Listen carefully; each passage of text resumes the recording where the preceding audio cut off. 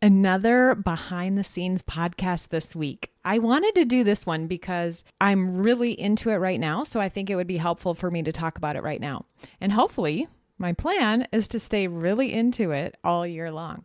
So I'm going to talk about the 12-week year, the book called The 12-Week Year. And I'm going to give you just the concepts behind it. And then I'm going to talk about how I am implementing it. I am starting to do this with my one-on-one clients. So if this is something that you're interested in, if you are having, lots of goals, but never actually accomplishing them, or you're spinning in confusion, you're spinning in, lack of follow through, this will help. So I'm excited for you to listen to this. And if you want a coach to help you implement this, then reach out to me at simplysquaredaway.com/appointments. Okay, let's go. Are you ready to work less, feel more organized and productive, streamline repetitive tasks, and implement systems that allow your coaching business to run smoothly even without you? If so, you're in the right place. Welcome to the Organized Coach Podcast, your go-to source for practical tips and solutions. I'm your host, Tracy Hoth, professional organizer, certified life coach, simplifying expert, and most of all, down-to-earth fellow coach just like you. No matter if you think you're missing the organizing gene, have ADHD, or just love anything organizing, I'm here to help you become an organized coach with a business that works for you. Pull up a seat and let's get started. We're going to talk about the book, The 12-Week Year. And this is a book written by Brian Moran and Michael Lennington. And the core idea is to treat every 12 weeks like a full year.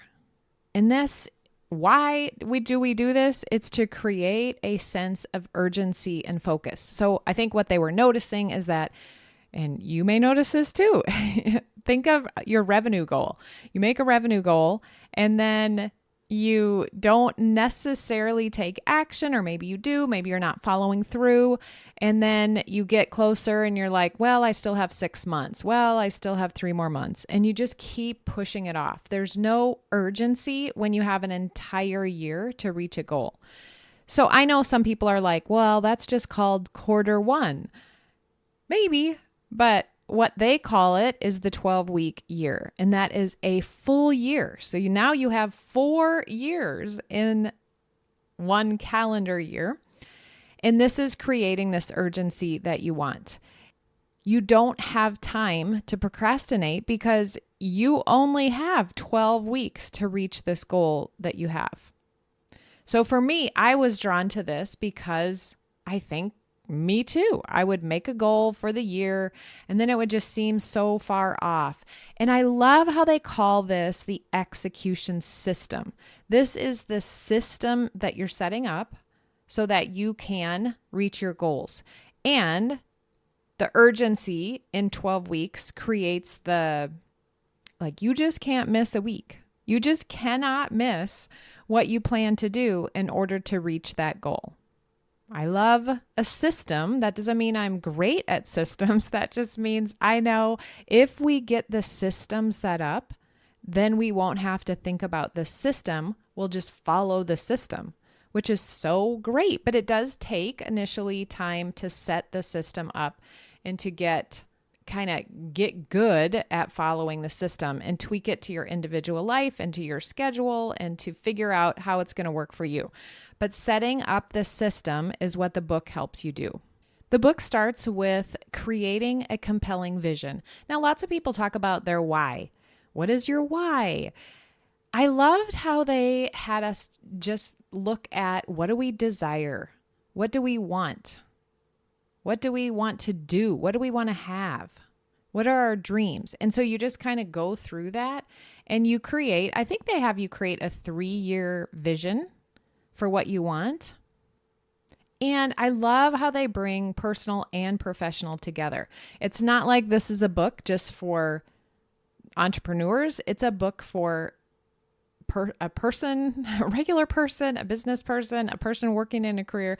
I love how they bring it all together when they look at your vision. And you can use the wheel of life in order to look at the different aspects of your life and think them through and see, okay, what do I want in this area, in this area?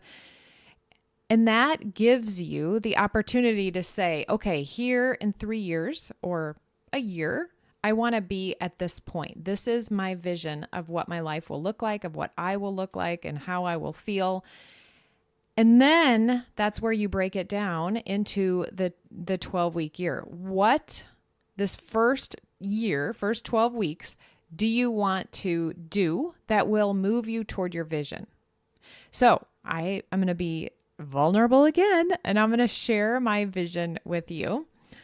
And then we'll go on to the next step or the next part of the book. So my vision, and I've been reading this every day, part of my weekly plan is to read my vision. So my vision says, I feel my best. I'm fit and happy and moving a lot. I'm hiking and having fun. I have a thriving business, helping people and making organizing fun.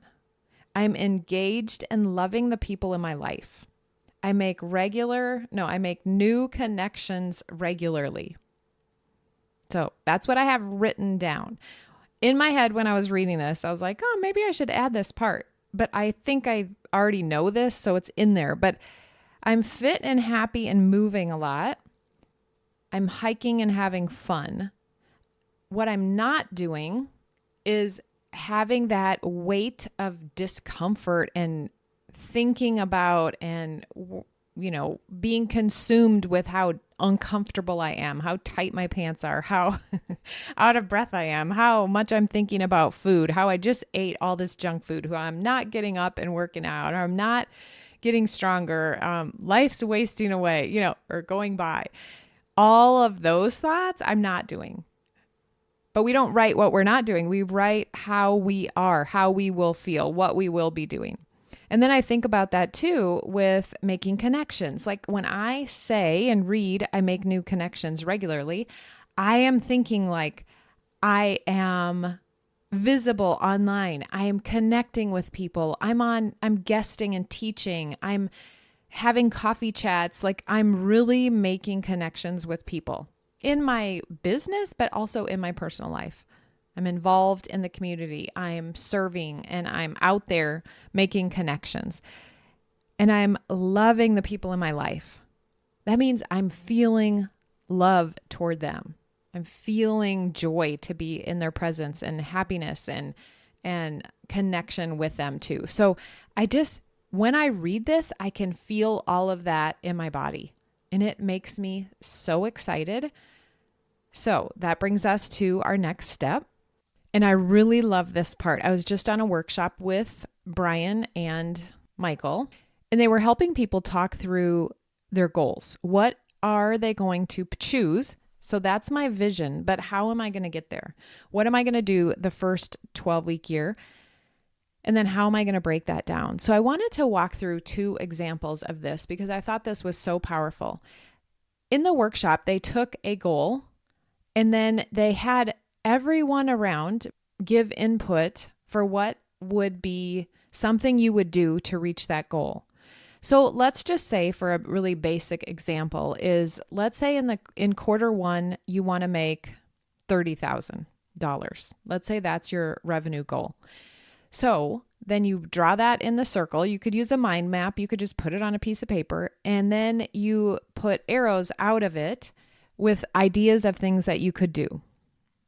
You could make offers. You could post on social media. Let me get out my sheet because I was writing these ideas down just for myself and I didn't really have anybody to brainstorm with. I would have liked to have someone be thinking about it with me, but some of them that I wrote down: put value in the world, be visible, pitch to podcasts, make offers, follow up with previous clients, do a money hour, connect with people in coffee chats, teach in other groups, do webinars, launch Organized Coach Academy. So all of those things could be stuff that I'm going to do to reach a goal. And you would have your own things, right? You could make an offer every week on social media. You could put out 5 TikToks every day, whatever, or every week, whatever it is for you that you would think would help you reach this revenue goal. And you just put a ton of them down there. And then I loved this part. The next question is, if you could only do one, which would have the greatest impact on that goal? Oh my, that made me like, I only can pick one. Which one is going to have the greatest impact for me reaching that goal? That was hard. And for sure, I thought, okay, launching something is going to help me make the impact, right? So I feel like I had to highlight launch, because if I launch something, that's going to help me reach the goal. Then if you could only do one more, what would it be? And I thought my goldmine workflow. Every day doing you can call it anything, a power hour, a money hour, your goldmine workflow, whatever it is. But doing those activities is what's going to help me make connections, what's going to get out there. It's during that time I'm making an offer. So it is kind of combining a lot of what I wrote down. But that would be the second thing. So you have those 2 things. Now you might think you want to do more, or you need to pick more of those things in order to reach the goal. But I loved what they did next. So now you have your goal. And then you're going to write the tactics. So we wrote our goal, make 30K or whatever you wrote down. And then you're going to put down the first thing that you said. Now, if I put down launch Organized Coach Academy, that involves lots of steps, right? I need to set up the page. I need to figure out what I'm going to launch. Am I going to do a webinar to launch it? Am I going to do an email sequence? Like all of those things require a lot of my effort. So we need to write all those things down. And then you put the date that they're due. So some of those things, maybe I'm doing every day. Some of those I would do in week 1, or some of those, if I want to launch in week 10 of the 12-week year, then I would need to do a webinar, let's say, in week 9. And then I would need to do podcast episodes, kind of getting excitement around and promoting the webinar that I'm going to have. And then I would need to write an email sequence. So the podcast episode would be like week 6 through 9. And so imagine all of that stuff. So I'm spelling out what I'm doing. Those are the tactics. And I love how they say the tactic should be a sentence. It should start with a verb, and it should describe an action that I'm going to take. Produce 4 podcast episodes promoting the webinar. Write an email sequence to to sell the webinar signups. Write a follow-up email sequence, blah, blah, blah. And when is that due? When will I do that? Maybe I'll write the email sequence in week 3. So you're writing down every single thing that you'll do for that one. Your first one that's going to help you reach that goal. Then you pick your next one. So for me, if I put down the workflow, the goldmine workflow, what does that mean? Like, do the goldmine workflow. No, I'm not going to write it like that. I might write more specifics, like pitch 2 podcast guest episodes every week. Post 5 times a week on social media. Make 3 offers every day. Schedule a coffee chat with someone once a week. 3 times a day is the due date. Week 1 is the due date, week 7. So you're going to have due dates for all of those. So notice they're very action oriented. They have deadlines, and you have that spelled out so you know exactly what you need to do. Those are your 2 things that if you do those things, if you for sure follow through on those things, then your goal of reaching your revenue goal would be accomplished to the best of your ability. If you do those things, you're going to be closer than if you just randomly do stuff every once in a while. If that doesn't fill in and you needed to choose one more thing, you could. But usually when you pick the top 2 things and you break them down, then you're like out of the overwhelm of you have this big task to do. Now you just have tasks on certain weeks or certain days of the week that you know you have to do. And the next step then is to move those into a weekly plan. So you know your goal, you know your tasks, your tactics, they call them, and then you move them into a weekly plan. So maybe on some of them you wrote, this is due week 7. Well, you don't have to look at that for week 1. You just write the things that are due week 1. And that might be posting, it might be pitching and offering and writing an email sequence. All of those things will be planned out for week 1. And then the next step is to score yourself every week. At the end of every week, you have to score yourself. And scoring yourself means if you posted 3 times that week, you would score yourself 100. If you only posted 2, you would get a 0. So it shows you, it kind of makes you motivated right there, because I'm like, I am not going to do it 4 times a week when I said I was going to do it 5 times a week and not get 100. I'm not going to get a 0 on that. And then you average your score out. So let's say you did 7 of the things you listed and you didn't do 3 of the things you listed, you would have a 70% score. Now, they are saying if you can get 80%, you are doing top notch. You are going to reach your goal. If you've had, you'll learn if you have the right things written down. Maybe you have to change up what you're doing. But if you can get 80%, that's amazing. If you get 50 or 60, it's fine. You're doing better than you would if you wouldn't have this plan. And you're seeing, why didn't I get those things? What was wrong? What happened? Do I need to change something? Do I need to be more focused on that? Do I need to put on my calendar more? So let me give you another example. One of mine this 12 weeks is and I love how they say too, that I will weigh a certain amount by March 31st. That is one of my goals. And I just want to say, it doesn't matter what you weigh. It doesn't matter any of that. If you weigh more than you want to, it can consume how you feel and what you're thinking about. And the weight of having something you want to accomplish that's just there and it's forever there and it's been there and you've been wanting to do it and you haven't done it. And I want to eat that and I don't want to. And I wish I could do this. And how does she work out so much? And how does she look so good? And why can't I do that? And these pants are digging into my waist. So all of those thoughts, that's what I want to eliminate. And I want to weigh my normal weight so that I can eliminate those thoughts and just be on with other things in my life. And I'm just so sick of thinking those thoughts. So I want to weigh a certain amount by March 31st. How do I do that? What would be the tactics that I would need to do? So what I am choosing to do is lift 3 times a week, walk 5 times a week. And I've spelled that out for myself. I walk 2 miles if I lift and I walk 3 miles if I don't lift.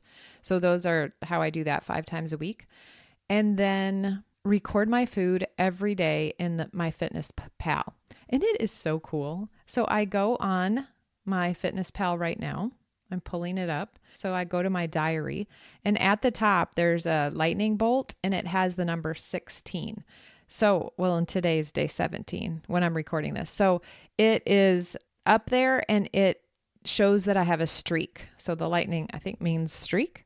And it means that I've recorded my food every single day this year. It's so exciting and it's so enlightening to record my food. I am so close to my goal. It's been amazing and fun. I've never felt better. I stopped drinking coffee at the beginning of the year just because every once in a while I like to do that. I just like to see if I sleep better. I like to see how my body feels. And what I'm most amazed by is that I wake up feeling so awake and so good that I don't mind getting out of bed. I am all in on the New Year's resolutions. I don't call them resolutions. I just call them a fresh goal, but I love them. I love the momentum. I love the beginning of the year. You're maybe at your house more than normal. And so it's easier to eat on plan. It's easier to get that jump start. I like a jump start. I don't want to be working on something forever. I want to work on it and get it done. So I'm one of those people that loves that. I hear everyone saying like, I'm not one of those people that does resolutions or that thinks about goals or whatever.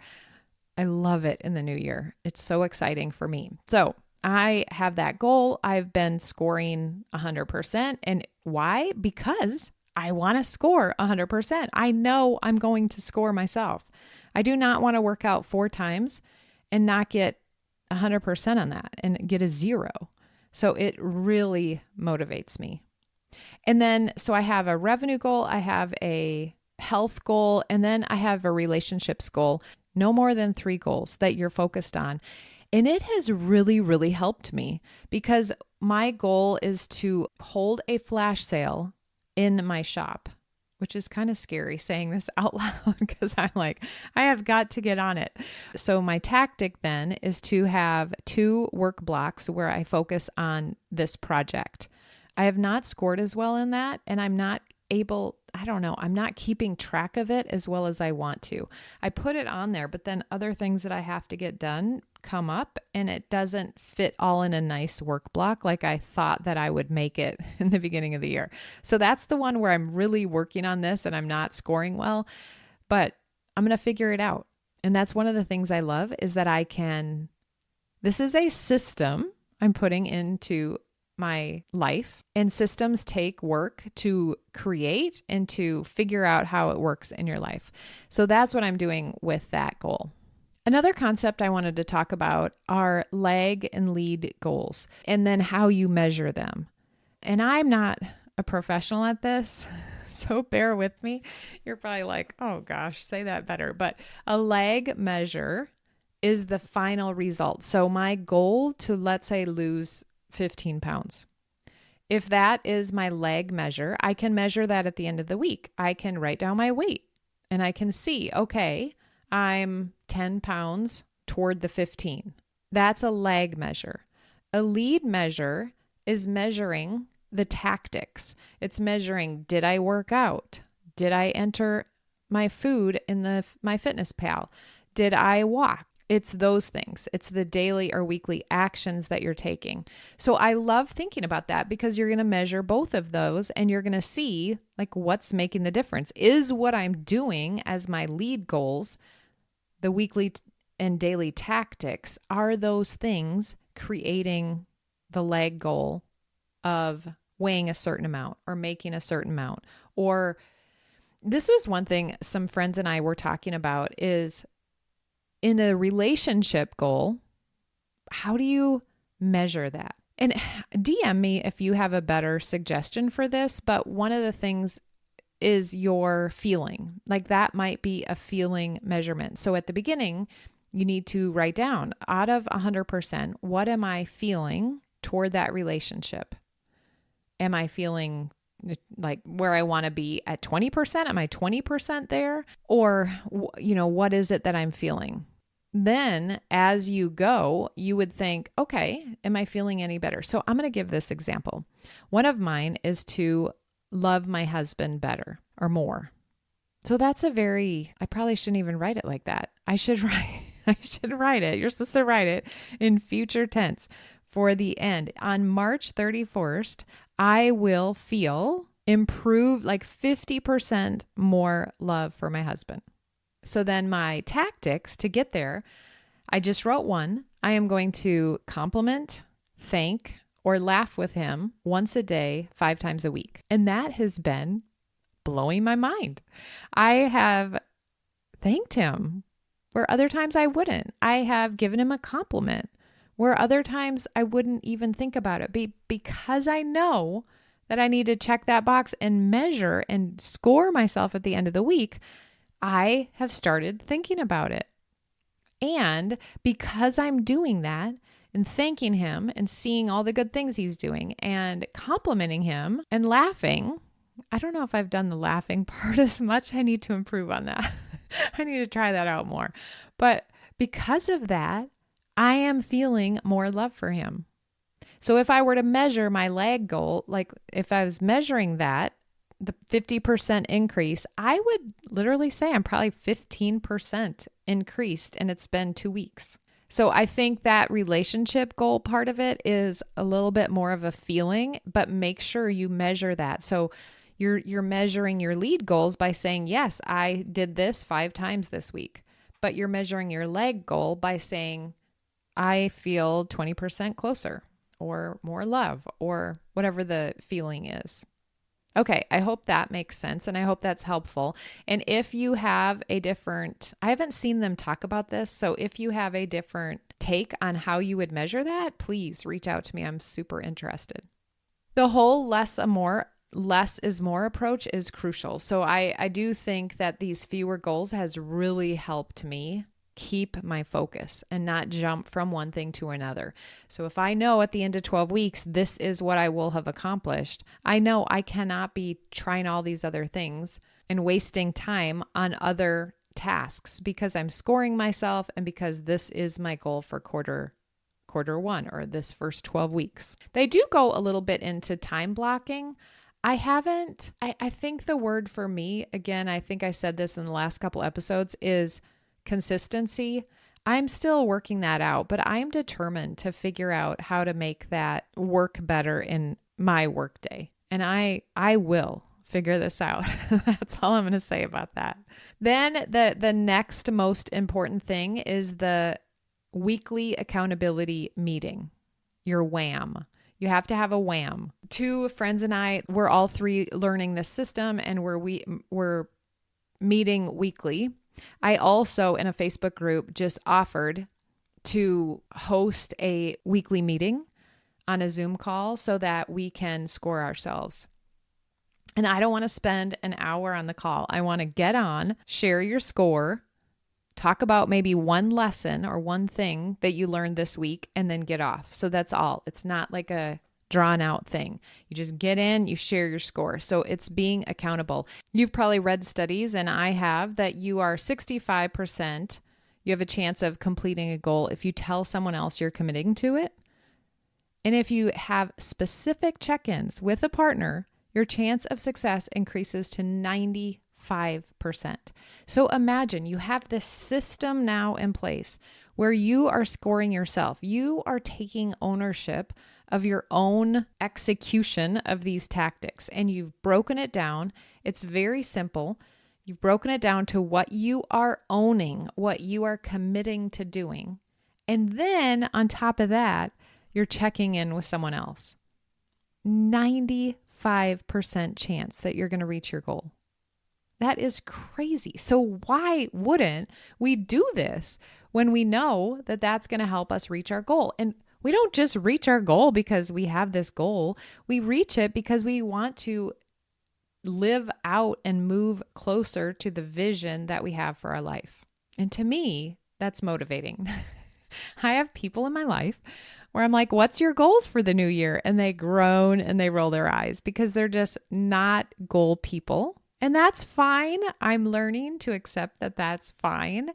But it's just so, I am such a goal person. I think it's fun. Why wouldn't I do that if I'm going to move closer to the vision of what I want? And then I think, I'm perfectly happy where I am. I really am. I love my life and I love where I am. But I also think it's so fun to have a goal and to have something you're moving toward. They do talk quite a bit about like I was saying, the ownership and accountability. You take ownership of your actions and your results. That's self-accountability versus the external accountability, and just why the internal drive matters the most. So you're building that. But it's also, you're not shaming yourself. You're not beating yourself up if you didn't score well. You are just taking ownership of that. Like, why didn't I do it? It's totally fine. We're going to learn. We're going to change up our system if we need to. We're going to make it work. We're going to figure out what blocks are there in our thought process and maybe in our circumstances, and we're going to help us figure it out. But knowing that, being able to see that, being able to actually score it is what reveals those things that are in the way. And I love that. And it's the self-ownership is what will bring you the first step of accountability. But I also love that they added on the meeting, the weekly accountability meeting. So what this has revealed to me just in the first 2.5 weeks of the year is that I need to be better with my time so that my work blocks don't get shoved to the side. I need to be more streamlined with my own time And that's why it's so powerful, I think, too, is because I see that and I see, well, this is why I haven't reached a certain goal, because my time, managing my time, prioritizing it, putting workflows in and systems in to what I'm currently doing isn't dialed in enough for me to be able to execute the project goals the way I want to. So that's what I'm working on. The other kind of part of it too is just the commitment. Michael and Brian emphasize greatness in the moment. Okay. Oh my gosh, I need to talk about that. And intentionality. But commitment, let's talk about that first. Commitment. I have been wanting to lose that 10 and now to 15 pounds for quite a while. And I've thought about it, and I've kind of started, and I've kind of done it, and I've done it a little bit, but I haven't committed. And I think that's what this does, is it helps you commit. Now, if you're doing it all in a little vacuum by yourself, it's probably not going to work as well. But when you tell people and you tell friends and then you teach it, I mean, that's a great way to learn. And then you get your accountability partner. That is commitment. And then the other thing, greatness in the moment. I love this. I probably have already shared this, but this has impacted me so much in the last 2 weeks. And the best example is when Michael Phelps wins the gold medal. He doesn't become a champion when he wins the gold medal. He becomes a champion years ago when he went to swim practice when he didn't feel like it, when he swam that extra mile, when he put that little extra effort into the end of the lap. I have thought about that so much. I am becoming a champion in this moment, in this choice that I'm making right now in the kitchen about eating that piece of chocolate. Now I'm becoming a champion. And it's so cool. So now my mind is just like, do I want to be a champion in this moment or not? It's my choice. It's totally my choice. But do I want to be a champion? Because it's in this moment that I decide. Oh, it's been so motivating. And I know I've had some other guests on here that have talked about this concept, but don't change your plan within the 12 weeks. I think like if you have a revenue goal and you've decided the 2 things that are going to help me get to that goal the most, and you decide that at the beginning of the 12 weeks, don't change it as you go. Maybe because you didn't follow through, or maybe because it's getting hard, or maybe because you're doubting that it's going to work. Stick it out for 12 full weeks and then evaluate the next 12 weeks. Is this going to be a goal? Do I want to switch it up? Do I think, okay, well, doing that did not produce the revenue that I wanted. So what do I think is the next thing that I would do that's going to produce that revenue? What is the greatest thing that I could do? So carry it out for a full 12 weeks and notice what comes up. Notice the mindset and the doubt and the whatever else comes up in your mind, and get coaching on that. I think that's super powerful. One of the things that I'm considering, but again, this is like, ooh, do I commit to this? Is to go on my Instagram and post weekly about what my score is and the lesson that I learned. Really quick, not drag it out, but just score myself and what is the lesson I learned that week. I really do want to do this. So you can check my Instagram at Tracy Hoth and see if I've started it yet. I'm just deciding, what day do I want to do it? What do I want it to look like? Do I really want to commit to that? So I'm saying it here that I'll get on there and commit. I just have to decide on what day is going to work best and how I'm measuring my week. That's making me sweat just saying this.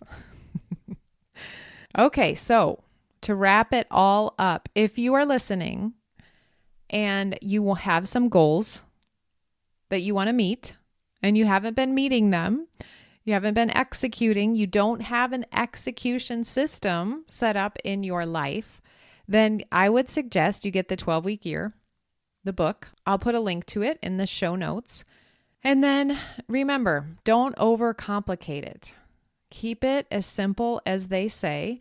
I actually made some worksheets that I'm using, and I'm sharing in Organized Life Academy to work on this to make it really easy. And I'm sharing with my one-on-one clients. I am still wanting to design a pad of paper that goes next to my desk that combines a couple of the things that I'm using. And, this one thing that I use regularly, I'm trying to combine the 12-week year weekly plan on that together. And I feel like, okay, this is going to take some time for me to get a system that works for me at my desk and to score and stuff. So I'm working on that. I'm being patient with myself, but I have some ideas in my head. And when they come to fruition, I will share them with you. And until next week, have a great time. I know this month of January, I've done a lot of behind the scenes podcasts. Next week, I think I'm going to do one more. I have a recording that when my son was in town, I recorded us talking about organization, about him, why he's organized, how he's organized, little tips that he does, and some personal stuff. So I think that I'll put that out for next week, and then I'll get back into having a guest. I have a couple of guest recordings that are going to be amazing. You're going to love them, and we'll go from there. If there's something you need, if you have an idea of a topic you want to talk about, let me know. DM me on Instagram at Tracy Hoth, and we will see you next week. Wait, if you're finding this podcast useful, you must check out the Organized Coach Academy. It's my course where I walk you through every step to get your business organized, to get yourself organized, to save money and time, to prepare to hire someone, to do all the things that you want to do in your business with ease. Check that out at simplysquaredaway.com/OCA. Also, I'm sure you've heard this a million times, but I would love it. It's my way of knowing that you're enjoying the podcast if you leave a written review. I have lots of freebies for you. They're linked in the show notes. You can find them in my bio on Instagram at Tracy Hoth. And until next week, have a beautiful day.